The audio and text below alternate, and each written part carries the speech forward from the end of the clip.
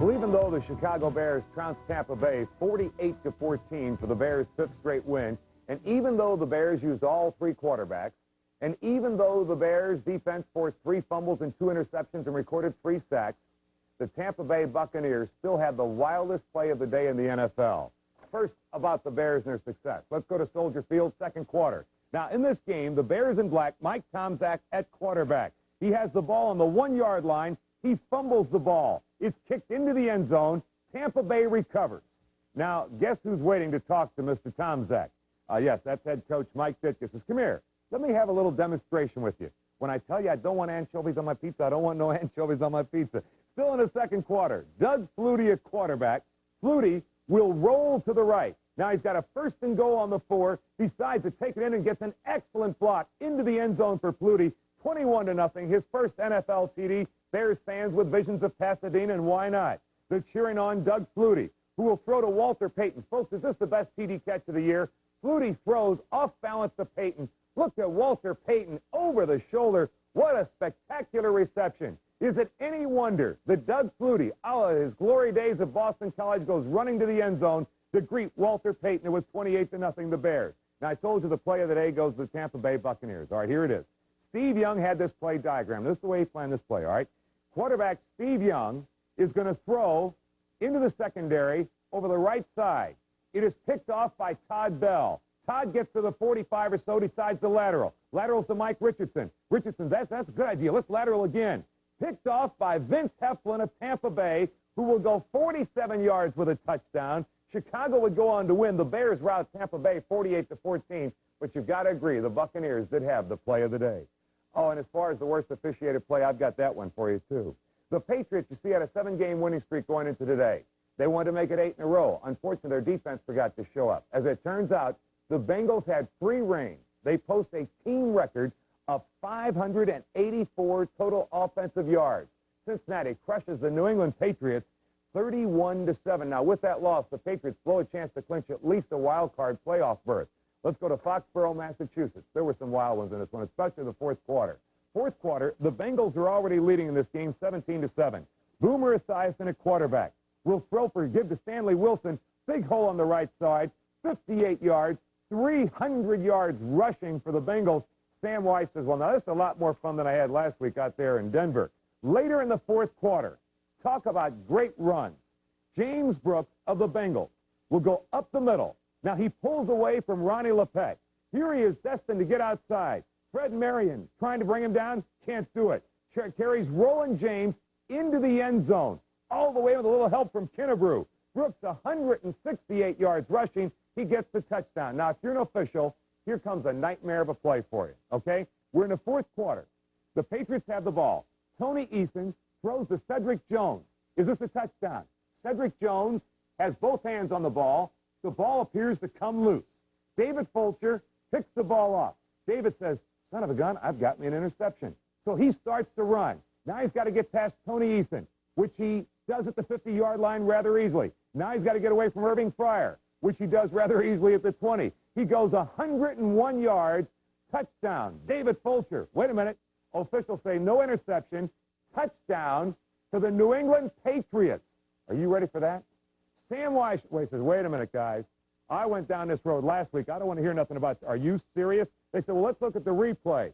Instant replay says no touchdown New England, so therefore there's an inadvertent whistle. David Fulcher does not get credit for his touchdown of 101 yards. Instead, the Bengals took over at the 5. David, I'd have given you a touchdown, but of course I like you. 31-7, Patriots get done in by the Bengals. Hasn't been much to cheer about in Pittsburgh this year, but boy, today, the Steelers treated their 45,000 fans to a fun time, 27-17 against the Lions. The faithful were out. There was Steeler cloth. Is that possible? All right, second quarter, Steelers lead 10-0. Joe Ferguson, a quarterback, gives to Gary James. He pulls away from Anthony Henton. Now he bounces off another tackle, Donnie Shell. Heads for the end zone. Got to get away from Mike Merriweather. At the 15, the 10. Pulls away from Merriweather. 60 yards for the touchdown. Gary James gives the Steelers were ahead then by only 3. Look at the key block, though. It's Harvey Salem right on the left of your screen. The key man to block is the umpire, which he does an excellent. Listen, that was the key block to that touchdown run by James. Third quarter. We're tied 17-all. Mark Malone, who had a pair of touchdowns, will look for Lewis Lips. Excellent catch. Watch the stiff arm. Stiff arms. Devin Mitchell will go for 39-yard touchdown. Steelers over Detroit, 27-17.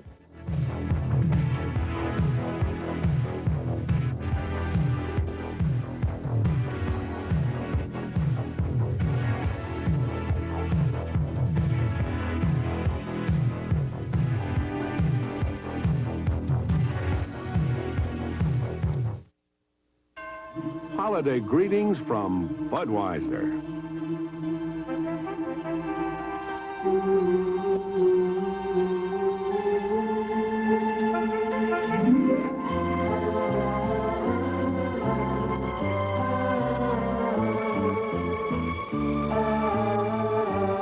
The people who bring you Budweiser wish you and yours the very best of everything this holiday season. Beyond words. Speak! Beyond rules. I've seen this kind of thing before. It just doesn't work. I love her. Beyond sound. I was always expected to learn to speak. Well, I don't speak. Lies a world they must find together. You don't want to be pitied. Then you learn to read my lips. William Hurt, Marley Matlin, Children of a Lesser God. Rated R. Starts Friday, December 12th at a theater near you. Check paper for theaters and time. 1, 2, 3. Where to, Batman? We're off to Zaire, old chum. At 3 in the morning, Batman? Christmas waits for no one, Robin. Holy mistletoe! We've been so busy fighting crime, I almost forgot. Fortunately, old friend, Zaire is open 24 hours until Christmas for the convenience of all good citizens. 24 hours? Holy rock around the clock. Well put, boy wonder. For that pesky prankster, the Penguin? Remember the Christmas spirit, Robin. Right, Batman. You're witnessing one of the most momentous events of all time. The world's first digital video system from Toshiba. The Toshiba Digital VCR creates unforgettable special effects. And the first 525-line digital TV is incredible. Toshiba Digital Video. It'll change history. Toshiba Digital Video at Errol's TV and video stores.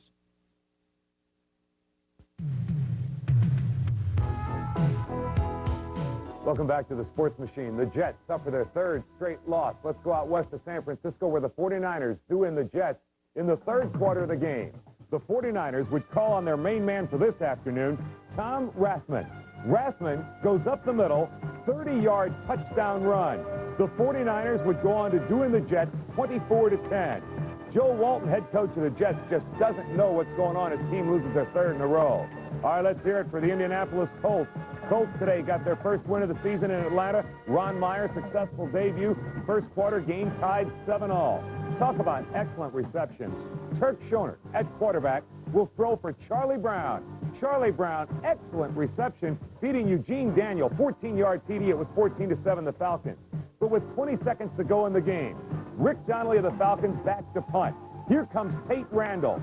Tate Randall gets both hands on the ball. It's blocked. Eugene Daniel will struggle to pick it up at the 15. Eugene, don't you fumble this ball. They'll kill you in Indianapolis. He doesn't fumble. Gets his way into the end zone. Colts over the Falcons. 28-23. Ron Meyer and company, a little celebration. About the Miami Dolphins. Dan Marino threw 3 touchdown passes.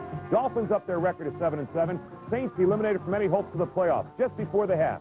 Dolphins lead 24-10. Dan Marino will go over the middle for Tony Nathan. Nathan gets it at the 10. Barrels into the end zone. 23-yard touchdown, 31-10 the Dolphins. Even in defeat, though, folks, I want to show you this rookie, Reuben Mays. You've heard us talk about him on the Sports Machine now. Last year when he was playing out in the far Northwest, now with the New Orleans Saints, 203 yards rushing for Reuben Mays. The Browns, Kevin Mack had a pair of TDs. At 10-4, the Browns remain a full game ahead of the Bengals. Hit of the day, Gerald the Ice Cube McNeil. Gerald has made the Sports Machine, I think this is his 5th week, to make it as a result of one of these hits. He's nailed by Dean Prater. Boy, does that smart or does that smart. He keeps coming back, says the Ice Cube. Third quarter, Browns lead 14-10. Bernie Kosar to Brian Brennan. Watch Brian as he dives for the end zone. And then the longest slide of the day, safe at home. 21-17, the Browns post an impressive and important victory in Green Bay. Vikings keep their playoff hopes alive. Tommy Kramer returns to the lineup for the Vikings, who are now 8-6. Tommy Kramer in the first quarter with the Packers leading 3-0 to Darren Nelson, who goes 12 yards. Breaking tackles, powering his way into the end zone. The Packers fall 32-6 to the Minnesota Vikings. Dan Fouts became the third quarterback in NFL history to pass for 40,000 yards as the Chargers down the Oilers. Oh, and the Chiefs still have a shot at the playoffs. The Broncos fail to clinch the AFC West title. Third quarter, game is tied, 10-10. Todd Blackledge to Jeff Smith. What a great reception. They ruled that both feet were in bounds. 17-yard touchdown for the Chiefs. Fourth quarter, Kansas City leads 30-10. Gary Kubiak, the pass, is picked off by the Chiefs' Lloyd Burris. Now, you want to talk about a great run back. Lloyd Burris, in between the defenders, all the way 72 yards, makes it to the end zone. Chiefs over the Broncos, 37-10. The Cardinals, Eric Schubert, had an awful day today. Eric Schubert misses a pair of field goals. Paul McFadden missed one. Eagles and Cardinals end up tied. A rough day if you want to be a cameraman. Randall Cunningham is the quarterback for the Eagles. He'll go to Mike Quick. Mike Quick makes an excellent reception and then takes with him a cameraman. Tell me that he isn't going to feel that come tomorrow. And then cheerleader applause. Nice hit, Mike. She likes it. Second quarter, game tied, 3-all. John Telchik to punt. Now, Vi Sikahima of the Cardinals will field this ball at his own 50. Watch who he gets wiped out by. Craig Wolfley, his own man, accidentally submarines him. It was like that all day for the Cardinals. Fourth quarter, Eagles lead 10-3. Neil Lomax will go for Roy Green. Roy Green beats Roynell Young. 48-yard touchdown. Game ends in a 10-10 tie. Moving quickly to National Hockey League, the Bruins are victorious over the Islanders 3-1. St. Louis down Toronto 5-3. And in Philadelphia, the Flyers do win the Edmonton Oilers 5-2. We're in the Spectrum in the first period. Flyers in white already leading 1-0. Brian Propp, center of your screen, right pass. Excellent shot. Past Grant Fuhr. Flyers take a 2-0 lead. They would add to that lead in the third period. Philadelphia leads 4-1. Center of your screen is Scott Mellenby, a rookie who splits the defense, shoots while lying on the ice. He scores 5-1. The Flyers in a complete rout. The Flyers did make a mistake here. The steal is picked up by Mark Messier of the Oilers. Messier comes in all alone on Ron Hextall. He makes a little deke, puts it between the pads of Hextall, but the Flyers would hang on to hang Wayne Gretzky and the Oilers 5-2. Tennis action this afternoon. Chris Everett Lloyd returned, not successfully though, as Martina Navratilova did her in. Let's take you out west. The West Coast Maybelline Tennis Challenge in Rancho Mirage, California. Martina Navratilova in the far court. Chris Everett Lloyd in the near court. Now, as you know, Chris is one who loves to play the baseline. The two would exchange shots from the baseline until Martina hit the shot that will go off the top of the net. Chris to the net, off the top, gets it across. Martina right at her. Now, Martina was all smiles. Christie was not exactly smiles after the shot, losing the first set 6-4. No happiness on the face of Chris Everett Lloyd, who returns after a bout with tendonitis in the knee. While Martina in the near court would keep Chris running along the baseline. Martina with the easy winner, 6-4, 6-2 over Chris Everett Lloyd. We received many letters concerning our feature on Charles Sampson, the former world champion bull rider from Watts, California. One letter stood out in particular. It's from J.C. Shepard in Iwakuni, Japan. And he writes, "The piece on the bull rider was unbelievable. Please let us know the results of the world championships when available." Well, the Rodeo National Finals began this weekend in Las Vegas, and Charles Sampson is already off to a great start. Let's go to the Thomas & Mack Arena, Las Vegas, Nevada. Charles Sampson came in. He started in 6th place. He was about $40,000 behind the leaders. Now, in the first round, Sampson, with a spectacular ride, would overcome the bull, and in the first 4 rounds of competition, Charles Sampson has already won $24,000. Excellent start for the young man from Watts, California. This is the fellow who is expected to be the world champion because he has such a big lead. His name is Tuff Hedeman. He comes from Texas. He gets strung out here, pulling part of his inside. All kinds of trouble for Tuff Hedeman on the bull. Which way did he go? Velvet is the name of the bull. Tuff still doesn't know which way he went. Tuff Hedeman still in the competition after 4 rounds. Here is the most unusual ride of all. This is a former world champion, Monty Hawkeye Henson. He's been on every commercial I guess there is in America. Monty, a former world champ, looks how he gets off. Thrown over the top by the horse Ghost Dancer. There's another horse in the chutes, jumping on top of the world champion, Monty Henson. They open the chutes, horse rears out. Watch this Hawkeye Henson. This is a guy with grace. Hey, horse, don't you know me? Give me no respect. I'm alive. Monty, good to see you're healthy and wealthy.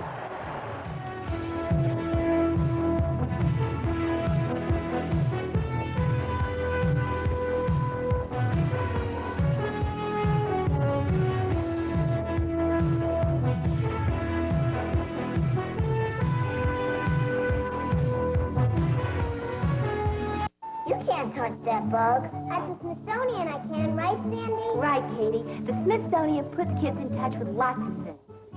You can try out a new face or launch an airplane in space. Dinosaurs in their very own home. Right here in Washington. On the National Mall. The Smithsonian wants you to keep in touch. I finally got relaxing down to a science with a good friend, a good book, and a hot cup of Celestial Seasoning Sleepy Time tea. The little bear in the box will tell you what Sleepy Time's all about. It's a soothing tea with lots of herbs and spices and berries. You like berries, don't you, Max? There's nothing like it to enfrazzle your nerves. Sleepy Time. It's a nice way to end the day. Say good night, Max. Good night, Max. Celestial Seasonings. Herb teas. More tastefully done. The buyers from Heckinger's recently visited the Genie Labs. Okay, let's make it quick. Yeah, we've seen garage door openers before. Not like the Genius. You see, with these brain cells, you can program the Genius to do many things, like detecting objects in the door's way. Or even to turn on a light. Not bad. You should see what else it can do. Really? Like what? Oh, I thought you were in a hurry. See the genius at Heckinger's. From Genie, what will they think of next?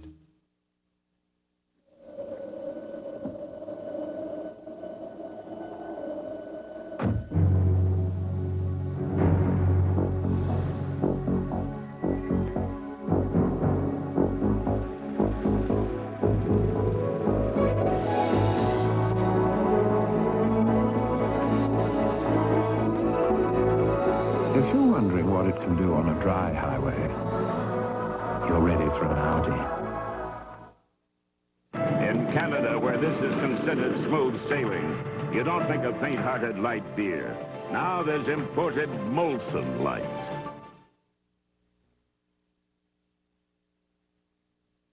Ever wonder what happened to the many thousands of South Vietnamese who came over to this country during the last confusing days of the Vietnam War? 7-year-old Todd Payton was one of those refugees airlifted to the United States. Today, at the age of 20, Todd Payton is airlifting the Appalachian State Mountaineers to a winning season as their starting quarterback.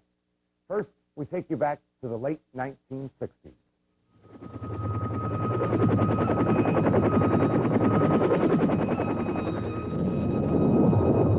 Battle-torn Vietnam, Mekong Delta, 1968. Most people looked only for a way to escape, but some of the children didn't know any better. I would go and meet the action and go find the action. Like, for instance, go on the riverbanks and just sit there and watch the airplanes, you know, Air Force planes bombard the other side of the river. Just sitting there on the bank and just watching it, or maybe watching the PT boats arm up and go on the other side of the river and just strafe, you know, the other side and shoot whatever moves.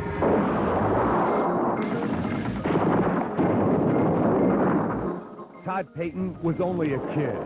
He was born into the war of South Vietnam. Growing up for him, as for most Vietnamese children,